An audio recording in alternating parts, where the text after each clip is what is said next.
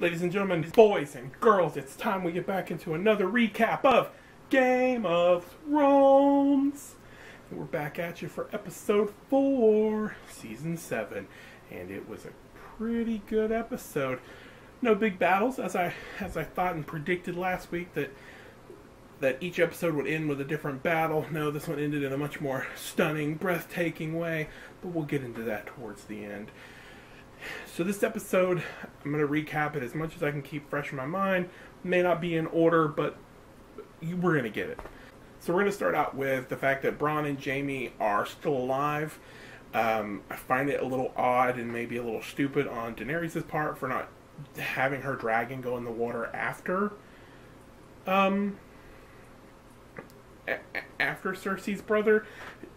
Go get the Kingslayer. He's a good bargaining chip. If nothing else, he murdered your dad, so why not? Why did you let him get loose? He was just gonna sink anyways. Whatever, okay, so she made that decision not to go get him.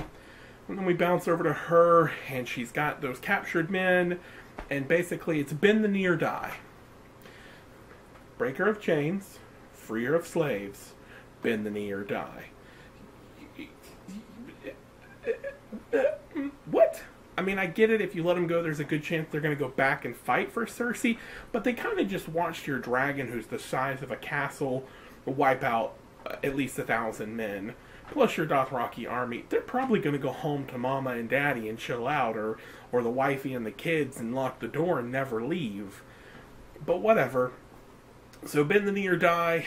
A quarter of them bend the knee.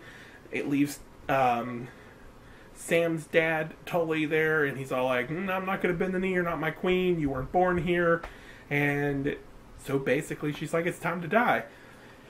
Tully's son, the only person left aside from Sam to carry on the house, because Sam's technically been dishonored or disavowed by the house of Tully, so she's pretty much going to wipe out a legacy right there. It's the second house that's been wiped out. You've got the Tyrells, now the Tullys, they're gone. Technically, Sam's still alive, so I guess you could reinstate him once she figures out that that's who he is. I don't know, she's not... I get her point. There's only one way to make this fight happen. There's only one way to really win this battle, and that's to have a little bit of fear. But is she going about it the wrong way? I mean, it's awesome, don't get me wrong. It's cool to watch those dragons burn people to a crisp, but is she making a flaw here? You know, if nothing else, put them in chains. If you win the war, you strip them of their house, of their money, and go forth from there. But I get it. You know, that's more mouths to feed. Prisoners mean more people you have to take care of.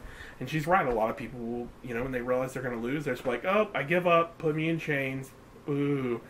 So, again, I don't know if it's the best decision she's making, but it may be the only decision she feels is available to her. It's cool that Tyrion's trying to guide her, you know, but again, you know, like he tells Varys later on in the episode, I'm her hand, not her head, and I can't force her to do anything. So I think she's just she's tired of not being taken serious, and she wants to get this war over with, and she believes she's the rightful ruler of Westeros. We'll see where she gets with that. So then we bounce over to Bran and his crows, and they're flying north, and they see the giant army, and so he tells the Maester we need ravens so we can send word, and then it goes back to Jon standing on the cliffside in Dragonstone, and here comes the dragon. It swoops in, and it tries to intimidate him, and you can tell he's a little scared, but at the same time, he's kind of like, if it's going to eat me, it's going to eat me. There's not much else I can do. It's not like I can run and fly off the cliff. So he just stands his ground, even to the point that when the dragon lands, it kind of charges him. He only really backs up a step, so kudos to Jon for that. But the dragon recognizes him, because the dragon can smell Targaryen blood, hence the reason he was allowed to touch the dragon. So I think that allowed Daenerys to realize she could trust Jon, because Drogon trusts Jon, and usually the dragons don't trust anybody.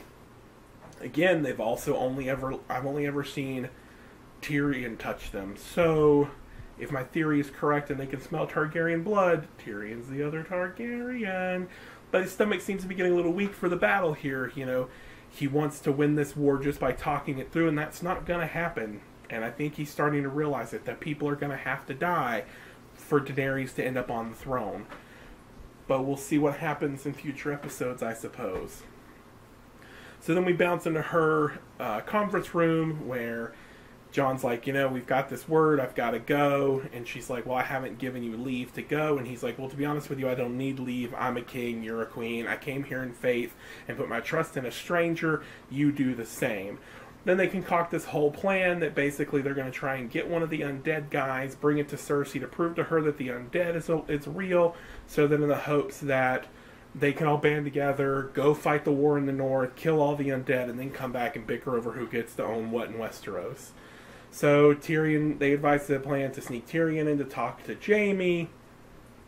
And Davos is going to take him, which at that point, in the books, Davos dies doing a mission to try and get somebody on Stannis' side. Davos dies early on in the books. Not early on, probably before Stannis does. So I'm a little worried that I'm like, nope, they're going to kill Davos. He's going to get into King's Landing and die. They're going to capture him. But luckily that didn't happen. We made it through. We see that Tyrion contacted Bronn, and Bronn helped sneak Jaime down there so that Tyrion could talk to him. And then we see Davos go into Flea's Bottom, which as soon as he said, I've got business in Flea's Bottom, I kind of clicked. I was like, okay, our boy's going looking for Gendry, who is a Baratheon, and I think he figures if he can get the Baratheons and the Starks together, maybe something will happen. Maybe if there's anybody who is on Cersei's side who is a Baratheon backer, when they realize that he's the true Baratheon heir, maybe they'll swap to Gendry's side and they'll appoint Gendry as their head of house there, because as king, Jon has that ability to say, okay, yeah, you're the bastard, but I'm giving you all the rights of an actual Baratheon because Jon's the king, and so does Daenerys because she's the queen. So who knows? We may see that happen in the next few episodes. But as they're leaving, we do get to see a little bit of Davos' ability to barter with the guards and try and get out of trouble. But then when they see Tyrion, they're like, hey, we got questions for you. And then we see freaking Gendry pop out with a hammer and just slaughter him quick and in a hurry. So I gotta say, that was pretty cool. Like, yeah, I get he rises, he's a Baratheon, his dad used a hammer, so of course he wants a hammer. Keeping in mind that he understands the swing and the way a hammer flows through the air because he's been a blacksmith, so he kind of gets what it is to use a hammer. So that was a pretty cool scene. They hop in their boat and they sail on out. Before that, we see that Mormont shows up the same time. We see Mormont show up, and so of course Daenerys and Mormont, they have a little reunion, their hug. He's still in the we're good friends side, but he still loves her a lot. So it's never going to go anywhere, and I think he realizes that now. But he just wants to serve her because he loves her that much. So he volunteers to go with Jon and Davos and Gendry to go to the north, which we got that funny little exchange between when Gendry first meets Jon, and Davos is like, your name is Clovis, and don't tell him anything. And he's like, I'm Gendry Baratheon, the bastard of Baratheon. And Davos is like, he was supposed to keep that part quiet. He wasn't supposed to tell you that part. And then they have their little quirky back and forth where Jon's like, oh, I met your dad in Winterfell. And he's like, oh yeah, I met your dad in my shop. And Jon's like, oh, well, you're definitely slimmer. And he's like, well, you're definitely shorter. And he meant like shorter than Ned. So, it was a funny little exchange. But anyways, they gather up all their things. They hop in a boat. And they head north. And as they head north, earlier in the episode, we saw an exchange between Sansa and Arya, and you can definitely tell Sansa's scared of Arya, so there's already a little bit of conflict, and there was already a lot of conflict between them when they were young kids. So it's interesting to still see that there, and it's more so because Sansa has a reason to be afraid of Arya. She's seen Arya fight. So You can tell Arya doesn't trust Sansa because, you know, she watches in on the meeting with the lords and how Sansa doesn't defend Jon to the lords, and like Sansa's right, you know, she's like, I have to make them like me. I can't be mean to them. I can't disrespect them. Otherwise, they'll take their armies and run. And Winterfell doesn't have an army to defend itself. So what do you want me to do? And Arya basically calls her bluff. She's like, you are pretty much concerned that if Jon doesn't come back, you want to be able to have your plans go through. And Sansa's like, oh, no, that's not the case. And Arya's like, no, I can watch it.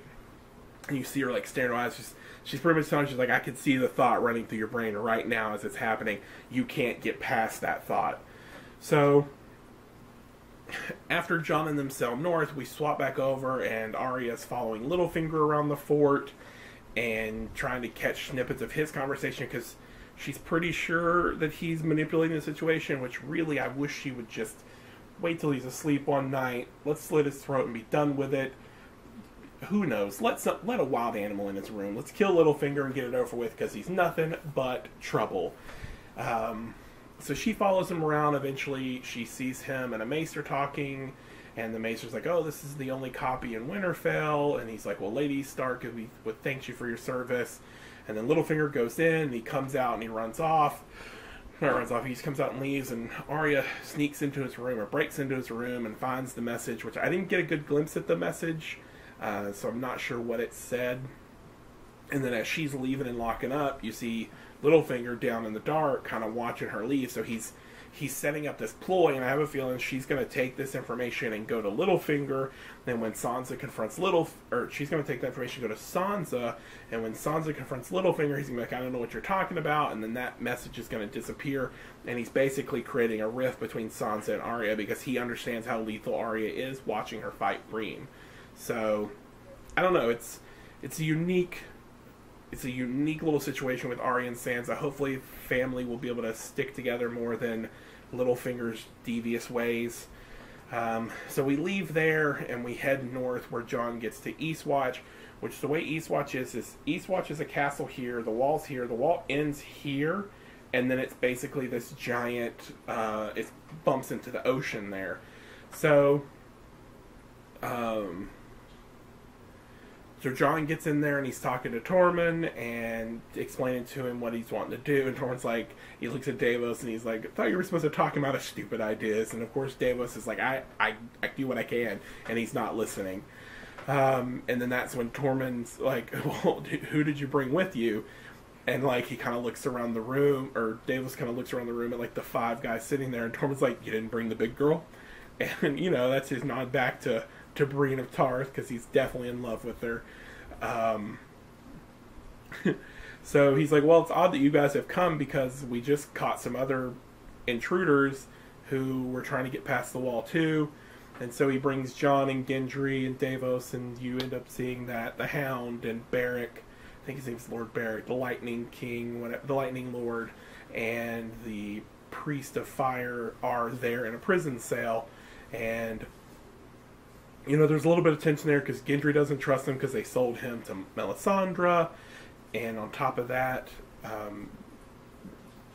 they've basically been a rebel band, so they've just been living by their own rules, and so people know that about them. But in the end, Jon's like, well, you know, we have something in common, and that's that we're all breathing. And then the episode basically ends with them raising the catalyst in the wall, and Jon and his group walking through the wall and basically into this super dark snowstorm and blizzard on the other side of the wall, and the episode ends. So of course we didn't get a battle this episode, which I kind of thought maybe we'd get a battle at the end of every episode. Nobody really died in this episode, so maybe come next episode we're going to get a lot of people dying, or we're going to get a really big battle. Who knows? It just seems like this episode kind of rolled without too many hitches. Something I didn't really mention was after Jaime met with Tyrion, he goes back to Cersei and he's like, oh, I met with Tyrion, and she basically is like, are you going to punish Bronn? And she knew the whole time. She let the meeting happen because I think what she's figuring is, we'll go along with whatever Daenerys' plan is, and then we'll stab her in the back and kill her, and then we'll pretty much rule Westeros anyways. And then she basically hints to the fact that she's pregnant. She never says she's pregnant, but she hints at it to Jaime, and I think that's just her way of manipulating him and keeping control. You know, because then she's like, she hugs him and she's like, "Don't ever betray me again." And it's really weird. I don't think she's pregnant. I think she's just using that to manipulate him, because I think he was kind of getting smart to the fact that maybe they should, you know, make peace with Daenerys, or even just give Daenerys the throne. In Jaime's mind, it was time to just bow out. But, you know, Cersei's not in that. Cersei's in it till death if she has to be. So that was interesting, her trying to manipulate Jaime with that. But I don't know how long that's going to last. Something's bound to happen to prove that she's not pregnant. But I guess we'll see. All in all, it was a pretty good episode, even not to have any of the fights and the battles and things like that. You know, we got to see a dragon burn 2 people to a crisp. We got to see Gendry go crazy with his hammer and smashing people's heads in. And then we get to see, you know, Drogon pretty much can tell that Jon's a Targaryen. He's got that special sixth sense to him. You know, you get to see Jon like pet the dragon, or touch the dragon. I wouldn't say pet, he kind of touched it. And you could see the dragon kind of making a connection with him when that all happened. The whole plot to catch one of the undead guys, to bring it to Cersei to prove that there's undead guys, because they don't think she'll believe. Which honestly, I think it's just as much to prove to Daenerys the undead exist as it is to Cersei, because I still don't think Daenerys believes either. But it was a good episode. Like I said, overall, it had a little bit of intrigue, and it set up some future stories and arcs that are going to happen, and you know, it hints that maybe we're going to get to see Arya kill Littlefinger, but maybe Arya's going to or maybe Littlefinger's going to double cross and kill Arya. Who knows what's going to happen? Let's hope Arya doesn't die. She's kind of one of my favorite characters next to the dragons. But who knows? Who knows? I kind of want to see her get together with Gendry and just go crazy ham and slaughter a bunch of people. Him with the hammer and her with her sword and dagger, and then just like a whirlwind of just destruction. Let's make it happen, people. Let's make it happen. Baratheon and Stark side by side, murdering entire armies. Talking to you, HBO. Make it happen. Just like a whirlwind. Hammer, knife, hammer, dagger, hammer, knife, hammer, dagger, hammer, sword, hammer, knife, hammer, dagger. Anyways, like I said, excellent episode. Let me know if you enjoyed it. Let me know your thoughts on the episode. Let me know your thoughts on future episodes. Are we going to see some more total mayhem killing next episode? Or are we just going to watch Jon freeze his butt off in the north? Beyond the wall, where it's always winter. Winter's here, people. Hope you enjoyed it. Till next Sunday. Oh, wait, nope. Till next Game of Thrones Day.